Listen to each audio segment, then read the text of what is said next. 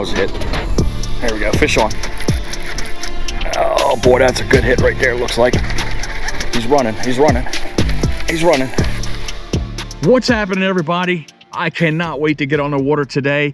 Usually you've been seeing us lately out on the saltwater, but today we're going to come out and do a little bit of freshwater fishing. We're going to get some largemouth bass, hopefully on the end of the line. This is a perfect time to try to get some big ones. It is mid-fall right now. It's getting ready to be almost late fall, and then winter's going to creep right up on us right now, and it's going to be very, very slow here in the state of Delaware. So I got to take advantage of my time to try to put fish on the end of the line. In fall, I always have one bait that I love to use all the time because I know it produces each and every time, but we're going to stray off of the product brand that I use all the time. That's Strike King. I always go sexy shad or some type of Delta crawl or some kind of crawl color right there to put the fish on the end of the line.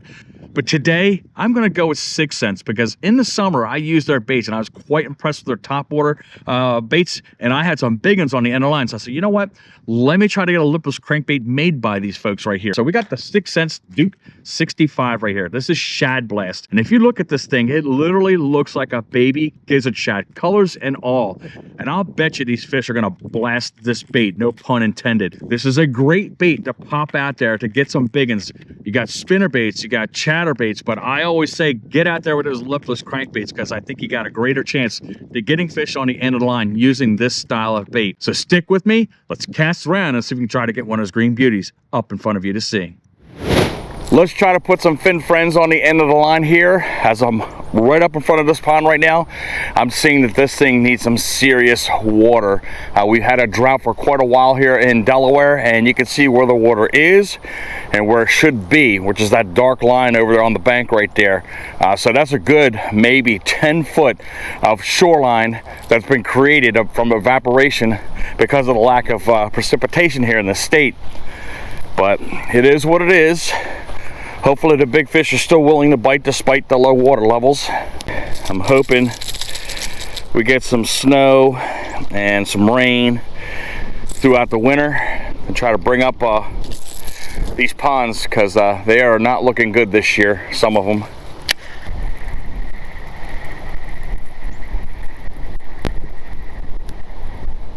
Whoop, little fish just popped up and swung at it.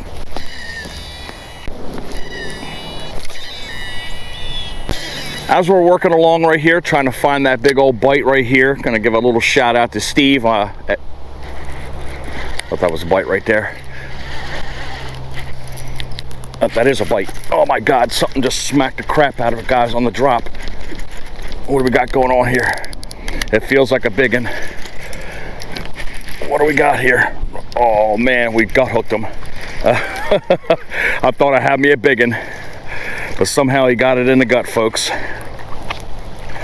But the fish is a fish. We're not skunked. Start off with a pounder. Sorry about the belly hook, buddy. But we'll try to be as gentle as we can getting that out. But we got it out.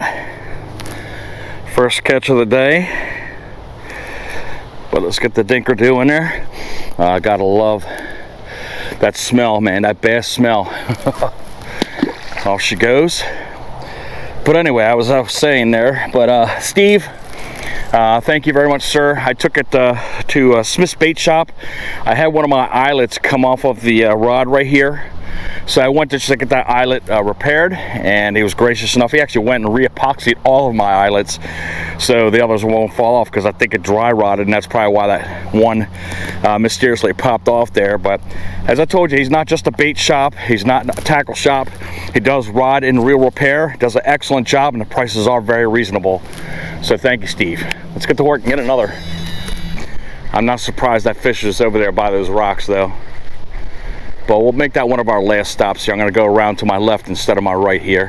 One thing I like about the lipless crankbait is you can just bomb that bad boy out there, let it sink, jig it up a little bit, and then start cranking.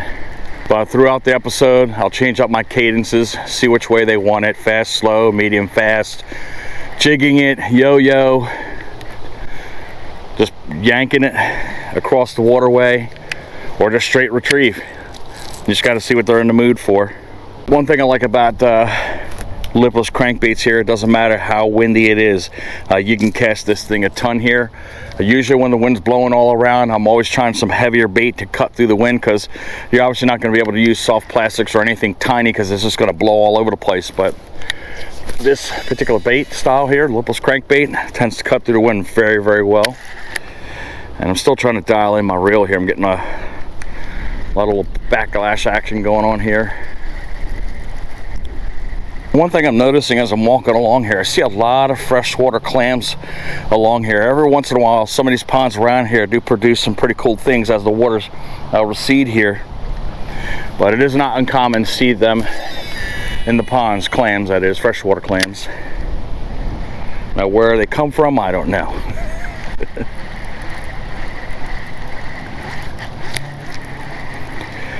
But I've never seen it this far down. Looks like it has a sandy bottom. This pond right here. So, oh, there's a fish right there. Smacked me almost right towards the edge.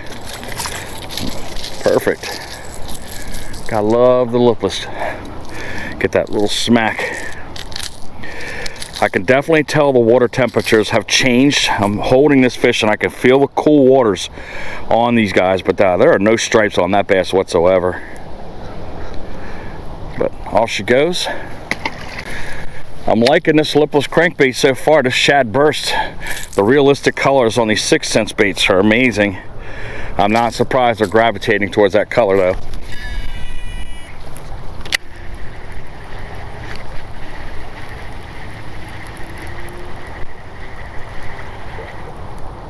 There's another fish right there. Man, they're tearing it up. Another gut hook. Nope, you got it on the mouth. I like this color.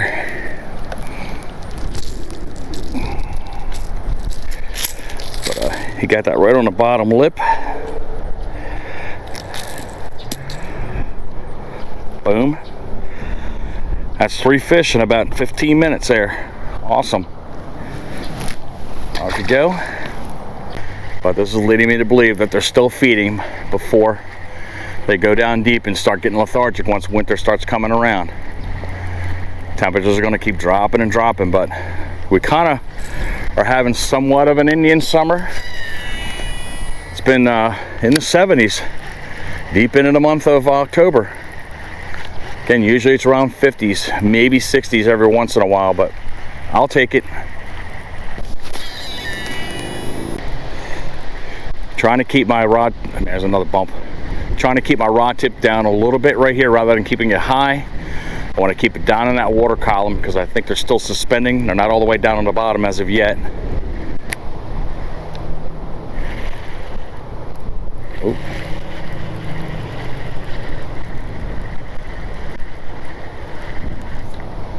There's a fish right there. He came off. I had him for a split second. Oh, he's still on there. Oh, that's a good hit. All right. Right on the gill, folks. You can see how hard these guys want to go after this bait. They love the lipless. Fall's a great time to catch a lot of bass, and sometimes you get a big one in the mix. That's why we're out here right now.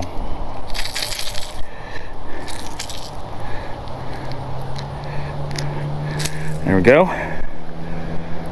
Off she goes. Right now they're kind of like in the medium heavy retrieve with a kind of jab every once in a while. But I love the ones that get it on a drop as soon as it falls into the water. Those are the cool kinds of hits.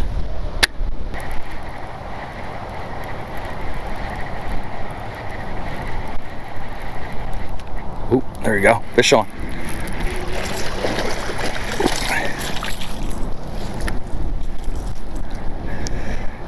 Clobbered that one. Look, he got both sets of trebles in his mouth.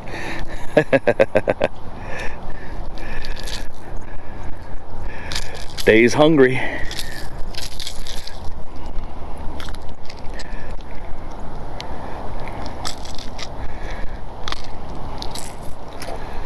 All right. At least we are being productive.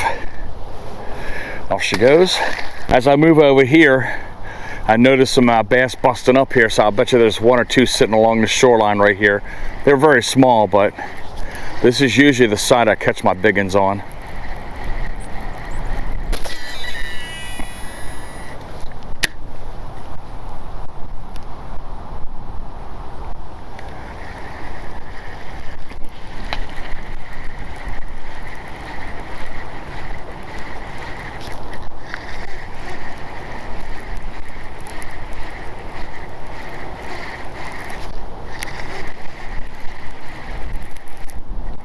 There's a fish right there. It seems like it's gonna be the biggest one there. Nice. All right, we're getting slightly bigger.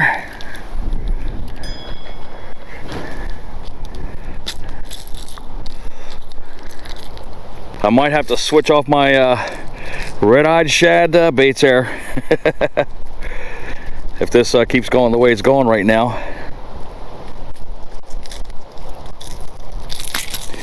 There we go. Let's keep it going.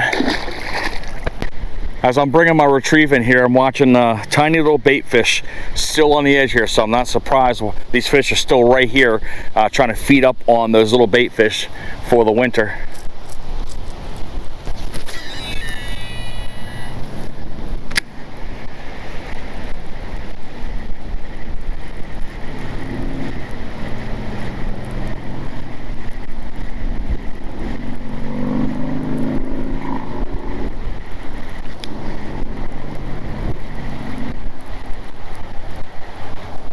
There's another fish right there. Oh, he broke off. It was a decent one too. Dang it. And this bait is on fire.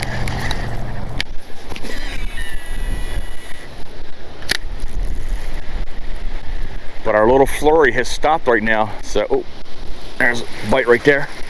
I was speaking too soon. Another little dink. He's water skiing. He just gave up.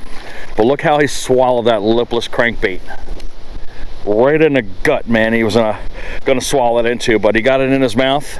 You can see the shape of the lipless right on the bottom of his mouth right there. See it? We got one on the lip and one on the tongue. That is definitely going to require plier usage. I'm just going to be careful and kind of keep that line taut a little bit. Got to find our pliers, wherever the heck they are at. And I think I may have left them over there because they're not in my pocket. If you're in a pinch and you don't have pliers, you can just go ahead and grab a stick off the ground and keep your finger underneath the line like I have right here. Kind of tighten it up a little bit. And then sometimes you can just push the hook right out of the tongue with a stick. Just like that. But we're gonna go ahead and find those pliers. I think they're on the ground somewhere. But we got another fish on the end of the line. Don't worry about the blood, it's just on his tongue. But I'm gonna be mad if I walk all the way around there to look for pliers, and they're probably on my body somewhere. So let me quickly look at my pockets here before I start making the walk here. But yeah, definitely it looks like I left them over there somewhere. So let's take a walk. But we're getting a fair amount of dinks on the end of the line, which is cool. I don't mind that. I love having a productive day, but you know you want that big donkey. It's gonna be around here somewhere, whether it be on this pond or maybe I'll pop on another pond right here, a little bit ways down the road. But we gotta look for these pliers wherever the heck they're at. I could see them way over here where I started the episode at. As we're walking along, you can kind of see that bait's kind of translucent, but if you look at the colors on the bait, they match the hatch. This is like a baby gizzard shad. It's got the purplish and green colors. And of course, when they see this flashing across in front of them, their instinct thinks, hey, that's a gizzard shad, I better eat it. Of course, I have my camera off, but it looks like we got maybe a 2.5 pounder right here in my hands. But I swallowed that bait. That's the second one that's got the bait on his tongue. Good looking fish. 2 pounds, 11 ounces. Not bad, almost 3 pounds, believe it or not. But beautiful fish. Still looking for the donkey. But off she goes. Normally as the fall progresses, it's going to get colder air temperature wise and as well water wise, because those lows are going to drop down in the evenings. So when those waters start getting colder, I'm going to go ahead and let the lipless crankbait fall all the way down to the bottom of the pond and then pick it up and start cranking. Here, what I'm doing is I'm casting, let it hit the top of the water. It's kind of almost like a buzz bait, but you're not playing it like a buzz bait. You're going to start cranking very slowly. It's still going to go down, but it's going to keep that bait down into the mid column where all these fish are hanging at. Because I've noticed when I was doing the yo-yo, nothing was striking me on the way up from the bottom there. So that's kind of why I'm doing what I'm doing right now. And I'm going from slow to medium heavy on my cranks right here. And they're catching up to that bait pretty well. Cast out, let it drop for a second, and then just bring your tip down so it stays down in the water column. There's a fish right there. Told you. There we go. I didn't even take a couple cranks. These fish are beating this crankbait up, boy. Holy mess. They are ready to feed up here, folks.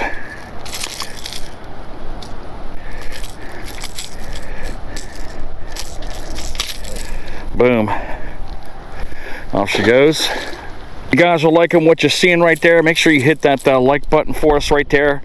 If you haven't already done so, we'd hope you consider subscribing to the channel. Of course, hit that notification bell. That way you're notified of all of our future episodes. As we have mentioned to you a couple episodes ago, we are just about at 8,000 subscribers. We're right around just about 300 people to go. So we've got plenty of time here. We've still got November and December to try to make it happen. So if you haven't already done so, click. Help us. It'll be our first time ever having 2,000 subscribers in 1 year. Usually it's one, as we mentioned to you before.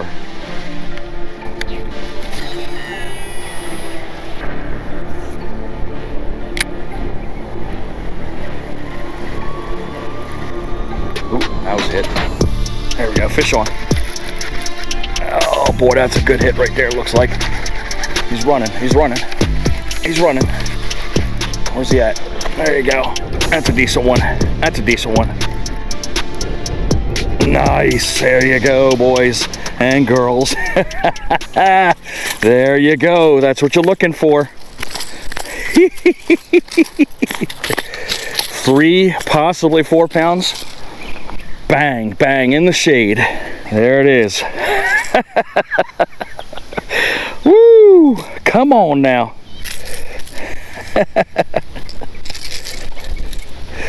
That is a donkey. Got that one in there pretty good on the lip. There we go. That's what you're looking for with lipless crankbaits. Bam! Let's get that weight, man. I could smell that fish from a mile away, man. If you know, you know that bass smell, folks. 3 pounds, 14 ounces. Almost a 4-pounder. But what a beautiful fish that is.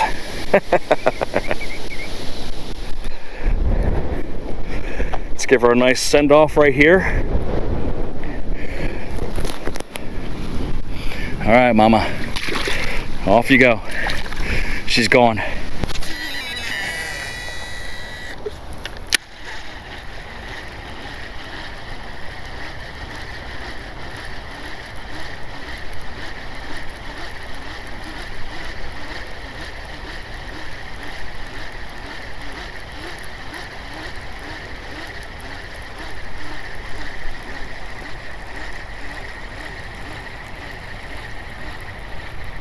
Oh man, did you see that? Woo! Man, that was a great explosion right there in front of you. What a blow up at the end of the episode right here. I don't know, guys. What are we going to do? We're going to come off a Strike King and get into 6th Sense? I'm very impressed with our baits right now. I mean, I just went out on a whim, went to Dick's, and I saw this bait. I said, man, that looks like a baby gizzard shad. What would this thing do? So this Duke 65 Shad Blast literally blasted the bass today. We got almost 2 dozen worth of bass, if I had to count. And as well, we got a big old donkey, almost 4 pounds off of this bait right here. So Strike King, man, I would get into the realistic world, man, because this bait, man, is phenomenal. I mean, they were beating it so much that it took off all the paint on both sides right here. They were chewing today. But I always go to my Sexy Shad. I always go to my Delta Crawl. I'm not going to shy away from the Strike King, but this might be the first one out of the box for fall. This is a great bait. Early, late fall. Get those lipless crankbaits out, man. Those fish are going to batter this bait until it's not wanting to do it anymore, because again, they're getting ready for winter. They're filling up, and then they're going to go down into the deep and just be lethargic. So I'm taking advantage of the time that I have right here. So I'm hoping you guys liked that episode. If you did, give us a thumbs up. Hit that subscribe button. I would hope you hit the notification bell that we're informed of all of our future episodes. You can follow us on Instagram at 302 Fishing, TikTok at 302 Fishing 7, and of course on my right hand side is a great video. You can follow our playlist all the way to the beginning. I'm hoping you guys had a great day, and I cannot wait to see you on the next episode.